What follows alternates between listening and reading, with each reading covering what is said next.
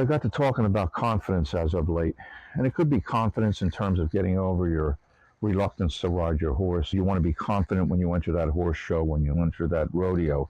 You want to be confident when you enter that horse race.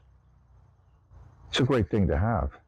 It's a great attitude to have, to be confident, to be believing in yourself, believing that you're capable.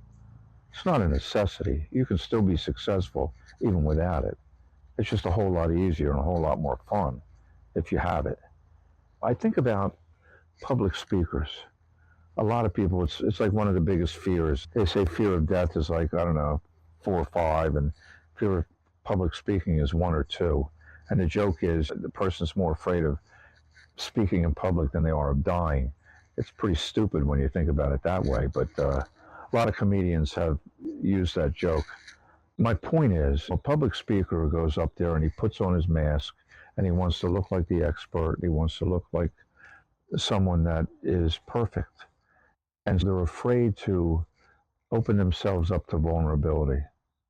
The truth is, when a person is vulnerable, when a person puts their hair down, when a person takes a mask off, and they go in public and they speak in front of a large audience, and I'm not talking about here on a social media post where perhaps a whole lot of people are going to see you.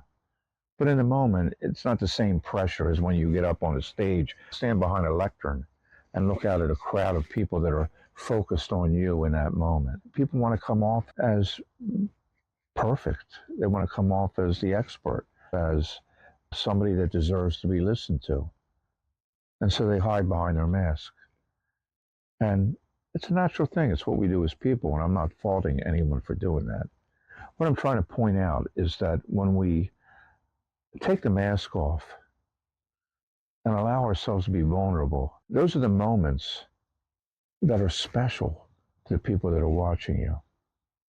When you go and sit in an audience and you see someone give you good information and good facts and good data, that can be useful. But when you go in an audience and you're watching someone up on stage who's, for lack of a better metaphor, naked in front of the crowd, exposed, allowing themselves to be vulnerable. I don't know if you've ever seen a man cry on stage, but when it happens, it's very doubtful that there's anyone in that audience that is laughing at that guy. It's doubtful that there's anyone in that audience that is looking at that guy saying, oh my God, what a sissy. Look at him up there crying. Usually there's good reason why he's crying. Usually it's something pretty horrific that he's talking about that got him so emotionally charged that he would cry. Or at least it's something that's emotionally charged to him. And it makes him human. And it makes the people who are watching like him even more than if he was up there perfectly. You know, there's some people that do videos like this. They have a monitor, they have a teleprompter, and they're reading off of a page. And there's some people that do hypnosis that way. There's some people that read a script to the person that's hypnotized. And sometimes that can work, but it's not the same thing as a person who's being honest and authentic and exposing themselves to making some mistakes. Maybe they're not using the perfect words. Maybe they stumble. Maybe they stutter. Maybe they cry.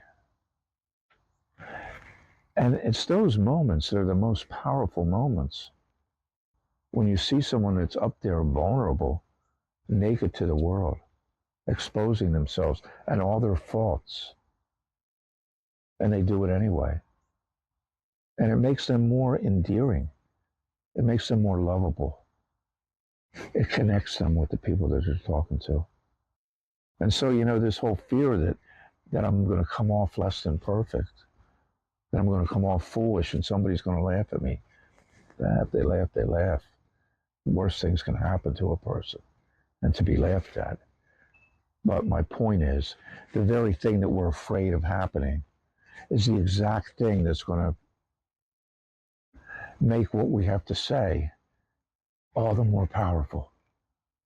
And as I'm losing my voice, it gives me the signal that it's time to hit pause for now. Tom O'Ryan, equestrianhypnocoach.com. Watch for more.